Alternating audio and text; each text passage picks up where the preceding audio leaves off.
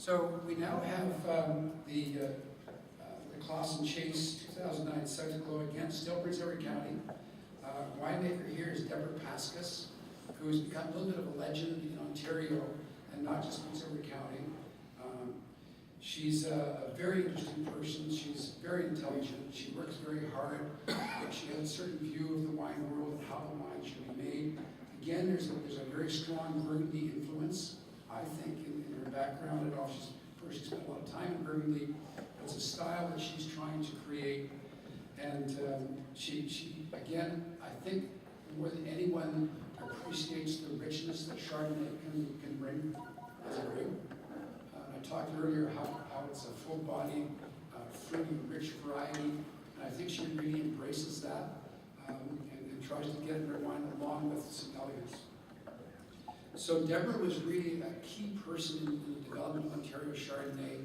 She was making wine, she was the 30 bench, I think, way back in the 80s, and making these outrageously difficult and different Chardonnays. And she teamed up at that point with a winemaker by the name of Stephen Temkin, who was actually a friend of mine, still is, although I don't see him as much. And the two of them decided to make a really great barrel of Chardonnay. So the lowest yields they could in the vineyard, great fruit selection, barrel fermentation, to do a really serious job the way they would do in Burgundy. And so they made this wine, put it on the market. Again, there was 75 cases of it or something silly. But it got all this notice and attention. It said, this is from Ontario, this can't be, right? So it showed what could be done in the vineyards in Ontario, and she was using older vines even at that time. She then heard about Prince Edward County as well, and was one of the first people to sort of come from Niagara and sort of again explore Prince Edward County.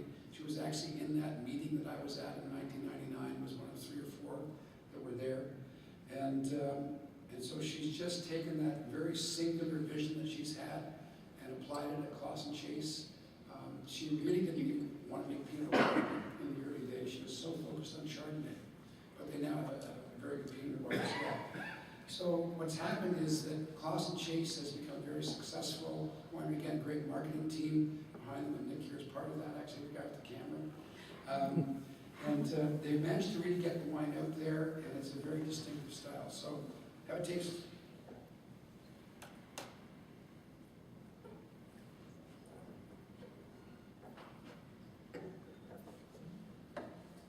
The first thing that's immediately different for me is that it's got sort of a broader, smoother, richer feel, whereas the Norman Hardy is very lean and angular. This one starts to fill out a bit. And again, if you're a real Chardonnay lover, you're kind of looking for that richness and the texture. But what's also really interesting is after you've swallowed and it comes back in, there's this lovely acidity and the same kind of acidity and leanness and minerality that you had in the previous 2 Chardonnays from Prince Edward County. If you think about it. It presents very differently on the nose. The oak's very obvious. She ages the wine a long time. Barrel ferments and ages up to 16 months. It's a very long time for Chardonnay to be in barrels. So it's picking up some vanilla, some of the butterscotch character, smoky character, almost nutty, I think, of cashews. When I smell this one, I taste it. But there's this lovely fruit behind it as well. Again, kind of peachy. But a very, very smooth wine. Very long finish. So, oh, by the way, just going back to Norman Hardy, the price on Norman Hardy is $35. Price on this one is $39.95. One of the issues that Prince Edward County has is people say, boy, that's a $40 wine from kind of an untested area, it's brand new. How dare they charge $40 for their wines? I think a couple of things validate it really. One is that they're making very tiny quantities, very low yields. Their expenses are such that, they almost have to charge that much. And so that's sort of at the economic level. The other thing is that many of them, but not all of them, actually taste like $40 Burgundy. So if you're going to accept a $40 Burgundy, no problem, just because it's Burgundy, then you should be able to accept a $40 Ontario Chardonnay if the quality is the same. And amongst the best producers, I think the quality is the same. One of the things I don't like is when new producers come on the block untested and charge $45 just because everyone else is. And they think they kind of get away with it, particularly if the wine's not as good. If the wine's good, bring it on. I'll pay $45.